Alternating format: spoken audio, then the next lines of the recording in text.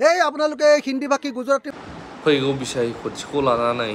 उखिल गगैआ मा फोरमायदों जोंनि बिटिसिनि बिसायख'थिखौ लानानै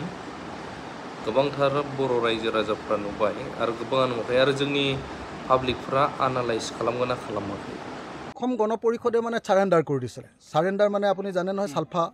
যেনেকৈ বন্দুক লৈ পিছত এৰি দি আত্মসমৰ্পণ কৰি চৰকাৰ মতে কাম কৰে না নাই উল্টাকে আন্দোলন কৰা মানুহকো গুলিয়াবলৈ যায়নে নাই তেনেকৈ অসম গণ পৰিষদেও মানে বিজেপিৰ ওচৰত একদম নেজডাল পেলাই দিছিল আৰু মূৰো পেলাই দিছিলে নেজডালো পেলাই দিছিলে নাইকিয়া হৈ গৈছিলে এতিয়া লাহে লাহে তেতিয়া দেখিলোঁ এওঁলোকৰ ওচৰত সাৰেণ্ডাৰ কৰি দিয়াৰ পাছত আমাৰ গোটেইকেইটা সমষ্টিয়ে খাই পেলালে এতিয়া বিজেপিয়ে চিটেই নিদিয়ে ইলেকশ্যনত এজিপিক তেতিয়া কিছুমান মানুহে তাৰ ভিতৰত খং উঠিছে আৰু বিজেপিৰ বিৰুদ্ধে মাত মতা আৰম্ভ কৰিছে খাটাং থাকিব সেইকাৰণে মই অসম গণ পৰিষদকতো কৈ আছোঁ এই আপোনালোকে হিন্দী ভাষী গুজৰাটী মানুহকেইটাৰ পৰা আঁতৰি আহক আপোনালোকে উত্তৰ ভাৰতীয় এই হিন্দী হিন্দু বলয়টোৰ পৰা আঁতৰি আহক আমি গোটেই অসমীয়া মানুহবিলাক একলগ হওঁ অসম গণ পৰিষদ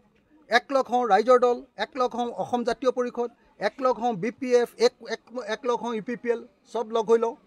তেতিয়া চালে চবকে খেদিব পাৰিম আমি হয়নে নহয় কওক আমি অসমৰ মানুহৰ শাসন কৰিব পাৰিম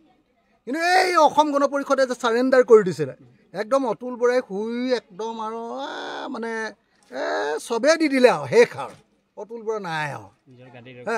নাই চব নিজৰ অকল MLAটো হ'বৰ কাৰণে মিনিষ্টাৰটো হ'বৰ কাৰণে এৰি দিছিলে এতিয়া অসম গণ পৰিষদৰ পৰা দুজন এজনে প্ৰতিবাদ আৰম্ভ কৰিছে আৰু মাত পাতিছে গতিকে মই ভাবোঁ যে এইটো এটা ভাল লক্ষণ ছেপ্টেম্বৰত হ'বলগীয়া যি ইলেকশ্যন সেই ইলেকশ্যনত কেইজনমান হ'লেও পাৰিষদ আমি জিকাম ৰাইজৰ দলৰ তৰফৰ পৰা আৰু BTRতো আমাৰ প্ৰতিনিধি থাকিব আৰু সমগ্ৰ অসমবাসী ৰাইজৰ হৈ সমগ্ৰ অসমীয়া ভাষী ৰাইজৰ হৈ আৰু বড়োভাষী ৰাইজৰ হৈ ৰাভাভাষী ৰাইজৰ হৈ সকলোৰে হৈ ঐক্যবদ্ধভাৱে শ্ৰমজীৱী মানুহৰ কথা ক'বলৈ এইবাৰ ৰাইজৰ দল BTRৰ কোকৰাঝাৰত থাকিব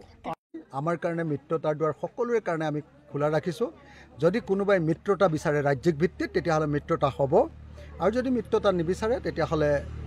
অকলশৰীয়াকৈ নিৰ্বাচন হ'ব কিন্তু 2026 চনত আমি সাংঘাতিক ধৰণে এবাৰ নিৰ্বাচনত অংশগ্ৰহণ কৰিম আৰু বহু চিটত এবাৰ আমি জয়লাভ কৰিম ৰাইজৰ দলে গতিকে আমি এতিয়া পূৰা প্ৰস্তুত সমগ্ৰ অসমৰ উজনিৰ পৰা নামনিলৈকে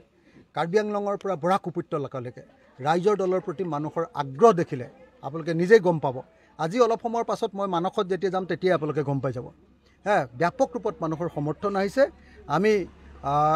BTRতো আনকি কেইবাটাও সমষ্টিত এইবাৰ বিধানসভা সমষ্টিত মানে জয় লাভ কৰিম 2026ত আপোনালোকে নিশ্চিন্ত হৈ থাকক সেইকাৰণে কোনে আমাৰ লগত এলায়েন্স কৰে কোনে নকৰে কোনে তাচ্ছিল্য কৰিছে কোনে সন্মান কৰিছে এইটো তেওঁলোকে নিজে শিক্ষা পাব কিন্তু মই আপোনালোকক ক্লিয়াৰলি কৈ থৈছোঁ যে আমাৰ কাৰণে আমি আলোচনাৰ দুৱাৰ মিত্ৰতাৰ দুৱাৰ খোলা ৰাখিছোঁ আমাৰ দলৰ ওচৰত যদি কোনোবাই মিত্ৰতা বিচাৰে আহক আৰু যদি কোনোবাই মিত্ৰতা নিবিচাৰে তেতিয়াহ'লে আঁতৰি যাওক অসম গণ পৰিষদে মানে সাৰেণ্ডাৰ কৰি দিছিলে সাৰেণ্ডাৰ মানে আপুনি জানে নহয় সালফা যেনেকৈ বন্দুক লৈ পিছত এৰি দি আত্মসমৰ্পণ কৰি চৰকাৰ মতে কাম কৰে না নাই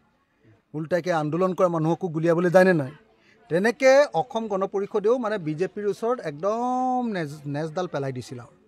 মূৰো পেলাই দিছিলে নেজডালো পেলাই দিছিলে নাইকিয়া হৈ গৈছিলে এতিয়া লাহে লাহে তেতিয়া দেখিলোঁ এওঁলোকৰ ওচৰত সাৰেণ্ডাৰ কৰি দিয়াৰ পাছত আমাৰ গোটেইকেইটা সমষ্টিয়ে খাই পেলালে এতিয়া বিজেপিয়ে চিটেই নিদিয়ে ইলেকশ্যনত এজিপিক তেতিয়া কিছুমান মানুহে তাৰ ভিতৰত খং উঠিছে আৰু বিজেপিৰ বিৰুদ্ধে মাত মতা আৰম্ভ কৰিছে খাটাং থাকিব সেইকাৰণে মই অসম গণ পৰিষদকতো কৈ আছোঁ এই আপোনালোকে হিন্দী ভাষী গুজৰাটী মানুহকেইটাৰ পৰা আঁতৰি আহক আপোনালোকে উত্তৰ ভাৰতীয় এই হিন্দী হিন্দু বলয়টোৰ পৰা আঁতৰি আহক আমি গোটেই অসমীয়া মানুহবিলাক একলগ হওঁ অসম গণ পৰিষদ একলগ হওঁ ৰাইজৰ দল একলগ হওঁ অসম জাতীয় পৰিষদ একলগ হওঁ BPF একলগ হওঁ UPPL চব লগ হৈ লওঁ তেতিয়া চালে চবকে খেদিব পাৰিম আমি হয়নে নহয় কওক আমি অসমৰ মানুহৰ শাসন কৰিব পাৰিম কিন্তু এই অসম গণ পৰিষদে যে সাৰেণ্ডাৰ কৰি দিছিলে একদম অতুল বৰাই শুই একদম আৰু মানে চবেই দি দিলে আৰু শেষ আৰু অতুল বৰা নাই আৰু